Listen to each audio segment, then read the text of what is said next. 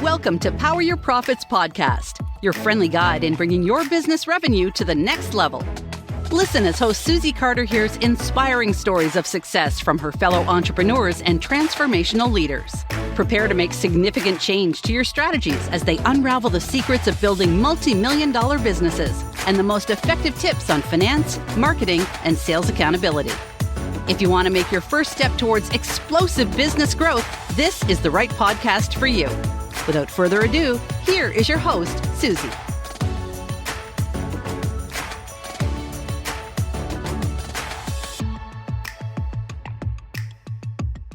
Welcome to this episode of Power Your Profit. I am your host, Susie Carter, and I am so excited that you're here today. Remember, wealth is your birthright, and I have a special guest, Nan McKay. She's currently the president and board of directors for Nan McKay Associates, a corporation she founded in 1980, which now has 10 offices across the country. Nan is the founder of Nan McKay Connects and has conducted over 200 interviews of women who are seasoned and over 50. She was selected as 2019 California Women in Business Owner of the Year and has 2 buildings named after her.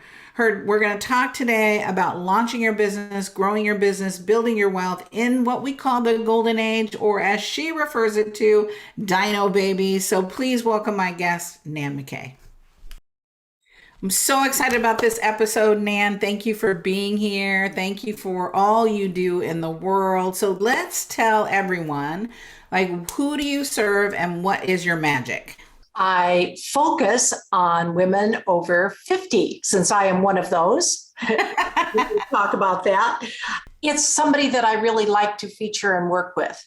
And I think if I can make life a little bit easier for women over 50, then I need to do it. Yes. And how do we make it easier for them? What's the niche that you're in? How can you help us women over 50? I am too. I have joined the club as well.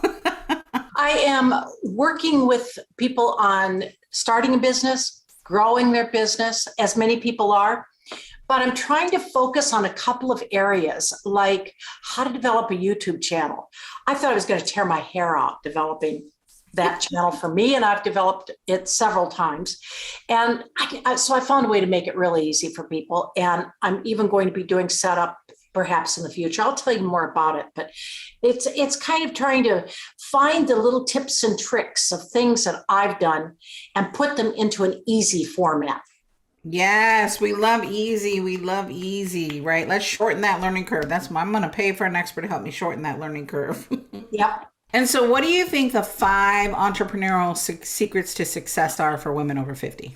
Well, I've thought about it. And I think for me, number 1 is entrepreneurship is, I guess I call it a balancing act between passion and production.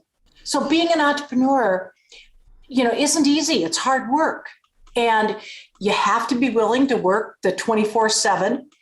But if it's yours and you love it, then you just kind of immerse yourself in the process. I often, come up for air about 6 p.m., no matter what day it is, whether it's Saturday or Sunday or whatever it is, come up about 6 p.m. and I wonder, where in the heck did the day go? I never count the hours. If I need a break, I just go take one. Yeah. So the bottom line is I'm really in charge of my day and my destiny.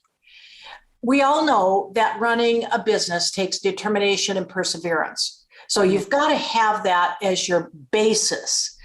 But the freedom and flexibility that comes with it is marvelous. So number 2, I would say the leadership of your team is really key to your success. I had a business that I started in 1980, which is still going and now has about 2,000 employees. And so I have had a lot of staff and supervised staff. I've also taught executive management classes for many years. And I particularly like Ken Blanchard's situational leadership theory. It's about using directive or supportive behavior according to the competence and confidence level of the employee. And so the idea is, if you can figure out what is the competence and confidence level, you can use the right supervisory style with that particular employee. I think if you can develop your people and trust them to do their job, then you just are realizing that, hey, your team can make you or break you. So I'd say my number 2 is give them what they need to make them successful. Number 3, great. I think a lot of entrepreneurs are really great at the startup functions, but they're not always the best person, and you may find this familiar to you, to grow the business. They're often a high D on the DISC profile, which means they're risk takers, they're task oriented, and they're competitive. They may make decisions quickly, but often they don't gather enough information or facts prior to the decision making. And they tend to get bored easily and have the shiny object syndrome, where they jump from one thing to another without giving the first thing enough time to really play out. I don't know if that's familiar to you, but I'm guessing it is. What do you think? Well, I've been doing this for 30 years, so I've built the muscle called all the other things you have to do. In the beginning, for sure, I was squirrel, sparkle. Right. I hired an amazing team around me to do all the things that I don't like. And still, I hire really smart people to be able to do the things I don't want to do or I shouldn't be doing, right? I look at what's the highest income producing activity only I can do and focus my time on that, and let someone else build my funnels, let somebody else manage my social media calendar, let somebody else manage my ads, all the things I don't like to do. Because you feel if you don't, then you're spending your time on all these other activities that are not going to get you where you need to be. So I think if you can recognize your own behavioral style and switch over to the positive side of things and get out of your own way if that's necessary. Yes. And sometimes it is. It is. I think the 4th thing I would say is this one. You can do it. Yes. It may not turn out like you expected. So I think it's important to keep your options open. Don't change just to change, because a lot of us can deal with change and almost like change. But I think it's important to think it out and even write it out. If you can flesh out the ideas that you have to give your thoughts a structure, then I think you can be more successful. And remember, the devil is in the details. Yes. And number 5, enjoy what you do. Recognize and appreciate your expertise. When I say that, we all have expertise. So think about, what is that for me? And then do what you do best, and then mix it with what you love. I love that. That's juicy, juicy, juicy. So let's talk about, there's so many people, and in this age group, a lot of people left their jobs, early retirement, or decided they got released from their jobs, been furloughed. So many people are struggling now. And with the pandemic, what's been your secret sauce to stay awake and stay in action inside? Okay, I'm going to give you a broad range on this one, because first let's talk about kind of what has happened and why are we where we are. I've really been giving this a whole lot of thought, because when I'm working with women over 50, I think it's important to find out the why. And here's what I'm thinking. When COVID hit, it was almost like a pause button was placed on our lives around the world. Decisions and goals that we thought were important became unimportant.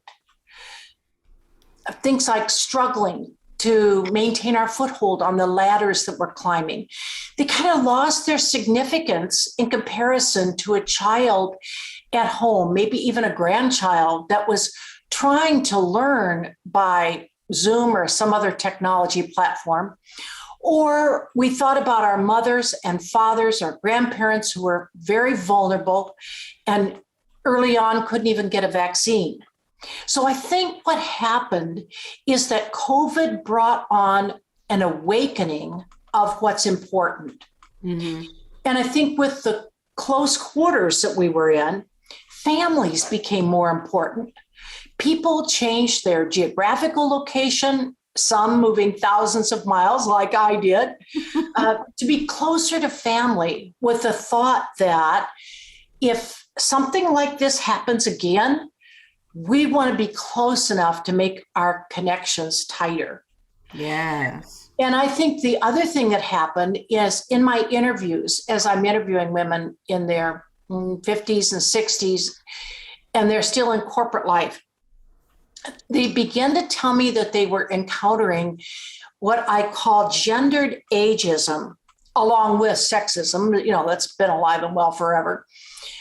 Many of them they found were really far more expensive to the corporation than some of the younger employees because of their seniority. Yes. Their benefits were higher. The vacation time that was taken was longer. And most of us have heard that story of, let's say, the large corporation manager, if you remember who this is, describing women in their 50s as dinosaur babies when it comes to technology. And there's actually a lawsuit going on this. And I think men would fall into this category too, but they were not being spotlighted like the women were. And I think the other factor is that the younger people in their 20s and 30s were starting to push to take the jobs that these women held because they were cheaper and they were faster at technology, and they started to sell upper management. Yes. I think another thing is that the women that I've interviewed that pivoted to entrepreneurship felt that they wanted, I would say, the flexibility to work remotely from anywhere in the world. They wanted their hard work to count, and they often started a company in an area where they felt they were really making a difference in the world. And if you think about it, women at 50 or 55 or 60 or even above, like me, we just don't fit the mold of our parents and grandparents. Right. Because with working and our careers, we have had both responsibility and authority and accountability, because many of us have managed people and tasks for years. And we feel like, hey, we've paid our dues and we want more power to make our own decisions and to make money on our own merit. So I think that's what's been going on in the world. I'm a little different because I'm still president of that large company, but I've also started this small company to help women progress and make it easier for them to get from here to there. So I've had that freedom and flexibility, but I'm a lot older than most people. And I think for me, it wasn't so hard to make the transition because I had been working from home. But I think all these things that I've talked about are things that have really affected women today. And I think that's the kind of stuff that is still hanging over us and going on. Yes.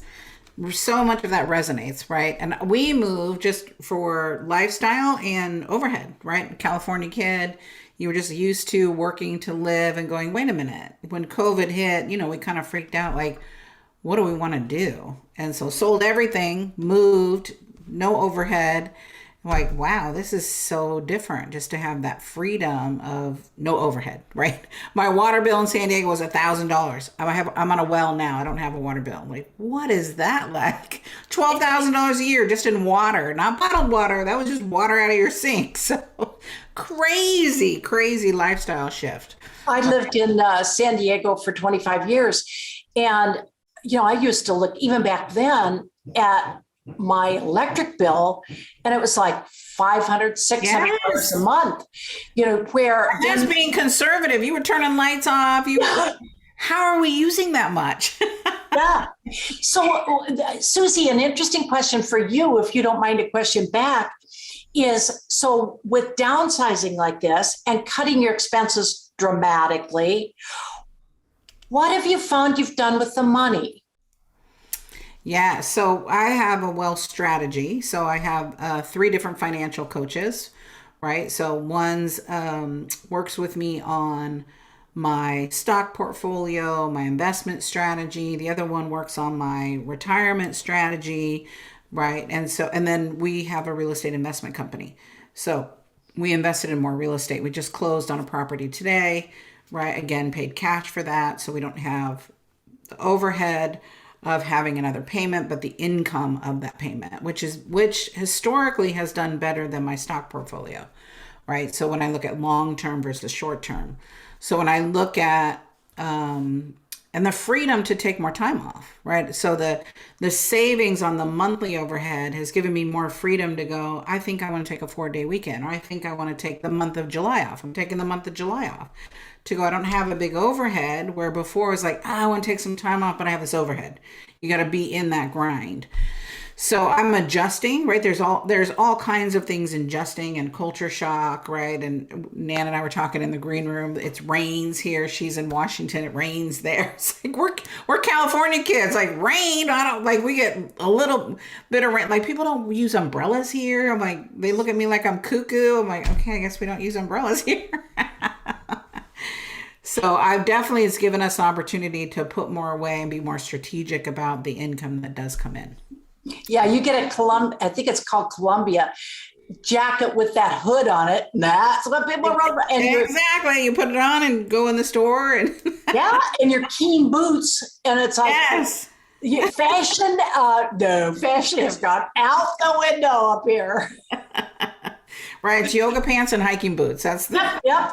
attire. So let's talk about running. Well, first of all, let me just go like this, Nan, for having 2,000 employees, that you're the president of that company. Let's talk about what has been in business, right? Whether it's this new business you're starting or previous business or the previous business that you're running. What is one of your biggest learning curves? Some people call them mistakes. I always call them learning curves because I always learn when I'm crashing and burning.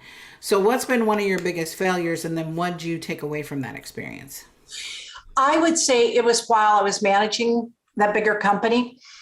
And I had been traveling because I was doing seminars. So I've been traveling 40 weeks a year. It's pretty hard to manage things back in your business while you're traveling on the road, pretty much Sunday morning through Friday night. So I finally hired a general manager. I mean, getting the money to be able to spend that much on a person is huge. Yes. When you're starting out. Well, I've been in business probably 10, 12 years. So it wasn't just starting out, but still even growing to that was hard to do. I did hire somebody. And again, I was just thankful for what I had, that I had somebody watching the shop and managing the staff there at the office while I was still out traveling.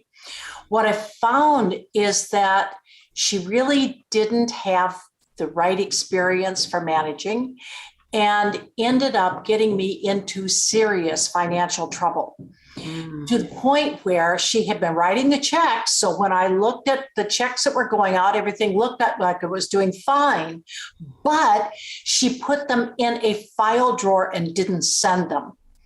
And so it's finally when everything came crashing down on me that I realized I was in huge super trouble.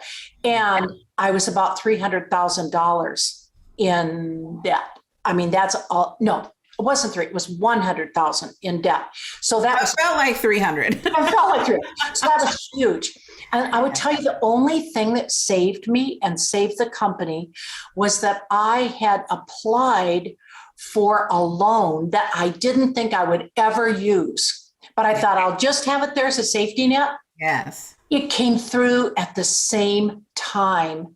And I was able to take that loan, pay things off, get everything restructured, and I survived. But I will tell you, it was the hardest thing I think I've ever been through. And so then what did you learn from that? What did you take away from that experience? Like whether it was in your hiring or whether it was you do. Yeah, I think it was probably in my hiring, in the sense that I was so anxious to get a live body to be able to manage these things so that I could continue to be out there and making the money. Yes. That I I leaped too fast. Mm-hmm. And that's one of those things where I talked about the high D profile. Well, I've got the high D profile. Right. And, I don't always take the time to do the research as much as I should. Yeah, I did that when I first hired my first OBM, my online business manager. She could do Infusionsoft. I think out of everything I saw, that was like bee-boo, bee-boo, bee-boo, because I hate Infusionsoft. Like, I love it in my business, but I don't want to personally do it, right? So she could do it. So I hired her and it did not match culture-wise, did not, was like, okay, this is not good. I didn't keep her long, right? But I saw it right away and went, okay, I got excited, right? I got like, oh God, here's my saving grace. And so I love when we share these stories because it's just, here's the truth, right? You don't get to where we are in life and in business and, having 2,000 employees, starting another business, right? This is my 10th business without those bloody knees and bloody elbows of learning the hard way. Do you learn from it, right? Because that's the key. That's really true. And, she had an MBA, but I think she thought she was running IBM because she was constantly having people in team meetings and doing things like that maybe an IBM could figure out, the extra time to do that. But when you have a smaller company, everybody has to be hitting it 27, in the sense that you really have to be doing your job and moving everything forward. And I think that's why it was a combination of having people refocused over here to team building versus making money. Yes. That entrepreneurship is different than corporation. It's just not the same, No, it is not the same. That's awesome.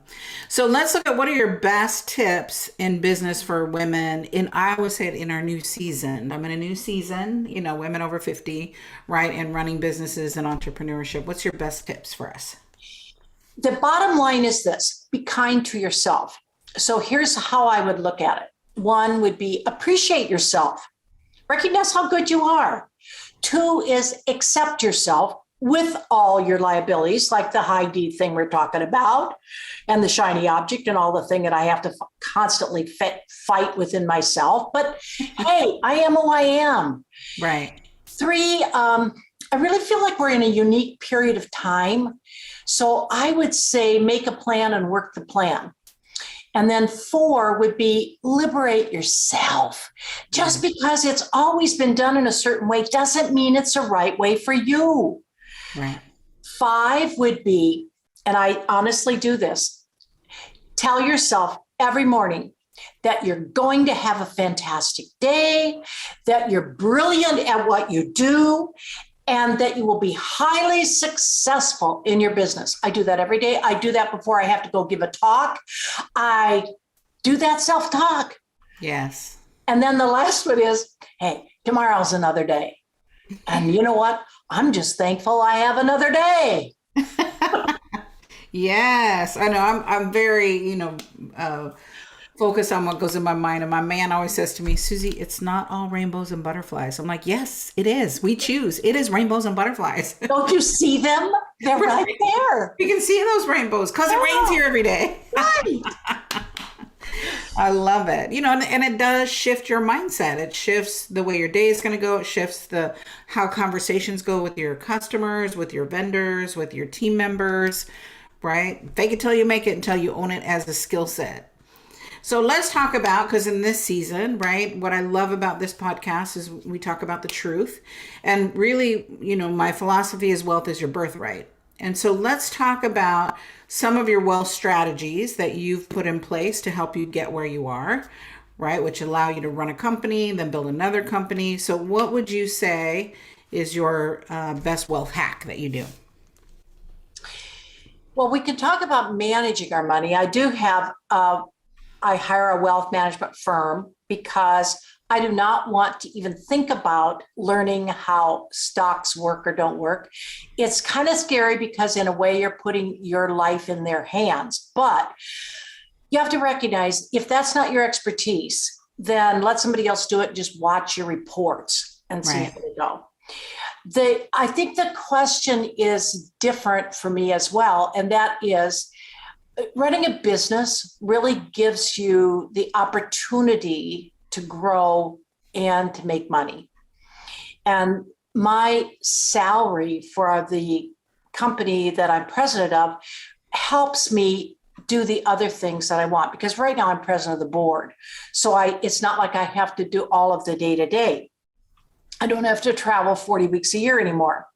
Thank God. Well, and I did for 30 years. But I have some great mileage built up, I'll tell you. But the issue is that I think that we have to have that salary basis, if we can, to get it up to a level where the company gives us our benefits. We can take so much of our benefits, not just vacation, but I'm talking about healthcare, all the things that you have as part of running the business. And if I ask what's really the best way to make money yourself, I think that's it. It's just got to be, keep your head down and just keep swinging. Yeah. And then get somebody else to help you out managing it. Right. You can either learn it yourself and you can take 10 years. I always say with my students, I'll shave 10 years off your learning curve. You can either do it the hard way. You can bring me on. Is it an investment? Yes. But at the end of the day, we'll make that money. Right. Same thing with my, wealth strategist as well. Right. And what I learned in my own strategies, I had a market collapse in 2007. I was too heavily invested in real estate. I wasn't diversified enough. I had a business, real estate investment company, plus my stock, right, and a savings, traditional savings, and then a money market. And too much of our wealth was tied up in real estate and leveraged real estate, right? It wasn't, now I'm paying that off. If I'm going to get it, I'm paying it off. So I think it's important to learn, and because you've been playing at this game called wealth strategies, it doesn't take you as long to recover because, stocks dip, my stock portfolios tanked, and then they came back up. And so no, wealth is a long game, not a short game. I think though that is scary when you get older like me, because you recognize you don't have the years. You had 20 years to rebuild it. Yeah. You don't, I don't even know if I have 10. So I think the issue is that you've got to safeguard what you invest in. As you age. Don't take the same portfolio that you did 20 years ago. Take a portfolio that might be a little safer, even though you don't make as much money if you get older, because you just don't have the time to play it out.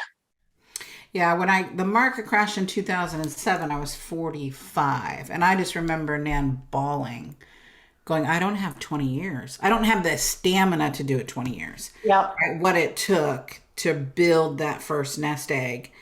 And then, I say it was God told me that, money, you're good at this. Get up, because I was on the floor crying. Get up, go do what you do. And so realizing that when you're seasoned, you already know what to do and what not to do. Much more conservative, right? Because I got my ass handed to me. Much more conservative than when I was, in my younger days, because I had that run rate. But even though I had the run rate, when I did lose it, I'm like, holy cow, I do not want to ever experience this again. Yeah. So, what would you do differently now looking back, right? And just the ebbs and flow of building your wealth. What would you do differently? Oh, probably not spend as much, save more. Right. But you know what? My life has really been an e-ticket ride in so many ways. Yeah, I've worked my butt off. Traveling 40 weeks a year for 30 years is not an easy way to do it. I missed a lot of birthdays. I missed a lot of school conferences. I had to call home every night. Time zones were always different. So it has not been easy, but I don't know. I think the answer, that's part of the answer. Yeah, I agree. right? It's allowed me the privilege of seeing the world on somebody else's dime, right? I like paying for experiences versus buying random shoes or stuff. Yeah. I pay for experiences for my kids. I don't want to buy them a present. I want to buy them an experience, right? Looking back, because I the same thing. I traveled every weekend. So the things that I did do is to make sure I take a picture when I was there. Like, I was here. Well, I have to say though, you'd think I would be sick and tired of it. I think I have more than 5 million miles that I've accrued to date. And of course I've spent them, most of all of them, but I've had 5 million on American, 2.5 million on United. So I really have put in the mileage, and I have traveled on those miles all over the world over and over again. I'm going in August, I'm going to Iceland, Denmark, Norway, then on a cruise. And then I'm going to go down to England, and I'm going to take another cruise, and I'm going to go to, England, France, Spain, and Portugal, which I've all paid on miles. Yeah. That's awesome. So look, that's a wealth hack right there, right? Yeah. So don't use your debit card, right? The thing that's nice about a debit card is you got to pay it off, right? Because if you don't have the cash, you can't spend it. But treat a credit card the same way. That's what I do. I use my American Express, pay it off every month. If I can't pay it off, I shouldn't be buying it, right? Or spending it. Yeah. So that's a great wealth hack. That's awesome. And so then what are some actionable items we as women, if we're interested in starting our business, that we can, take away? Well, I think if you think about what's the purpose of a business, and the bottom line is it's to solve a problem, a pain point, and get paid to do it. So as a career woman and or mother, you already have the skills to help people solve problems. Now, when you think about that, that's what the business is all about. You've been demonstrating your skills on a daily basis. You certainly have, Susie. So think about the skills that you already have. If you can monetize your skills, you're already ahead of the game. Yes. Now, I have written a book and a course about this topic because it's part of my passion stuff. Yeah. One is, I would say, an actual item. Discover if entrepreneurship is right for you. Now, it isn't right for everybody. You can't say, oh yeah, this is perfect for me and everyone else. So my thing on an actual item would be talk to women who've started businesses and ask if they think they made the right choice, and ask them what they feel it takes to be an entrepreneur. Then another thing you can do is listen to the Trailblazers Impact podcast on my YouTube channel or on my YouTube channel. I've got it both on podcast and view on YouTube. On YouTube, it's called Trailblazers Impact Interviews. Susie's there. And go to the playlist for women who have pivoted from a career job to entrepreneurship. And if you have trouble finding it, you can just go to our website, nanmckayconnects.com, and you go to the Pivot to Soar series under the Inspiration tab, and that's where you'll find it. Awesome. I think the third thing is make a list of the knowledge, skills, and abilities that you have, that you currently possess. Those are called KSAs, knowledge, skills, and abilities. And then check off on that list which ones that you feel are marketable.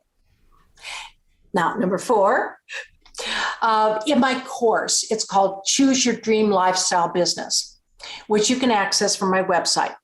I go through how to choose a business with ideas and techniques to determine which businesses to choose. And what you're really doing is then matching your skills and your passions with that business, with the right kind of business for the right fit. If you need this determination and perseverance that we talked about right at the very beginning, then you're going to have something that you love. I think that's really the best things I could say.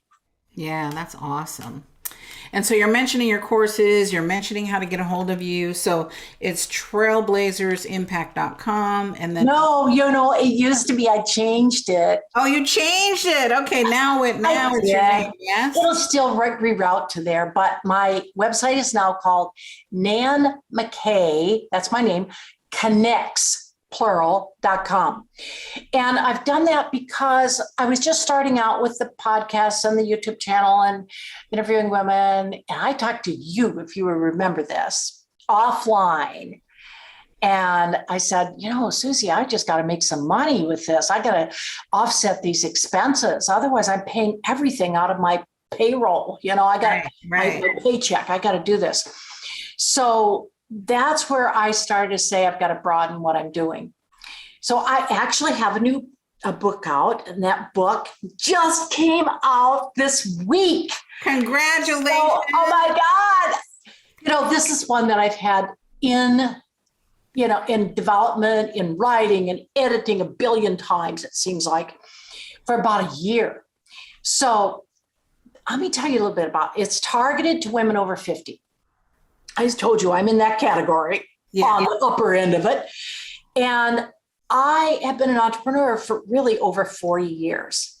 So that's what I'm really interested in, helping women who feeling that they might want an online lifestyle business that's really going to bring some joy and some pleasure in their life. They're not going to have to constantly deal with that gendered ageism and sexism. They're making their own money. And that's why I've called it gold in the golden years. And I've developed what I call a 4-step model, and it's called SOAR. Now, the S stands for set your goals and soar to success. The O is for organize your launch and growth. The A is for acquire your right fit client. And the R is for realize your destiny as you multiply your income and impact. So the book has 2 parts. One is how to determine if entrepreneurship's right for you. And the second one is how to launch and grow a business. And it is a step-by-step blueprint all the way through, with everything I have learned and all the mistakes I've made. Yeah. So the whole intention is really to make your life in building and growing a business easier and more fun. You didn't give up everything over here and your salary and everything to come over here and not enjoy it. So it's a comprehensive 4-step plan, which is definitely going to provide you with that blueprint that you need to launch, operate, and then grow a successful business, whatever business development stage you're in or whatever business you choose. I really feel like after I have created 6 businesses and managed them, I've been through the ups and downs, and I've had my own. And I created this blueprint of running a business for you to quickly leap into success and know how to handle the downs when they occur, as they will. But you know what? There are no failures. Right. Everything is a lesson along the way. But with this blueprint, what I'm hoping to help people do is just make fewer lessons and get more fulfillment. Learn from our mistakes. Get more make your own business. Exactly. Because you have more certainty. And I would tell you what, right this minute, right now, you can get the Gold in the Golden Years book in reader format. It's like that e-reader thing. For guess what, how much? $1.99. Oh, that's Amazon. Awesome. Now, the price is going to go up soon, but if you order it today, it's only $1.99. And I would really love it if people could just leave me a review, because I think you're going to love it. And then the hard copy's coming out soon, so it's something you can touch and feel. Very exciting, Nan. Thank you so much. So I appreciate you. Again, go to Nan McKay Connects.com. And so all the deliciousness there, the new course, the brand new book, which we're very excited about. We've got webinars, we've got courses on YouTube. So we're here to help you, serve you in any way that we can. We are your partner in the journey. You're in business for yourself, not by yourself. If you love this and you know someone is seasoned like us and needs Nan, I want you to share it. Share it on all our social platforms. Give Nan a thumbs up on her social platform too. She'd love, love, love to hear from you.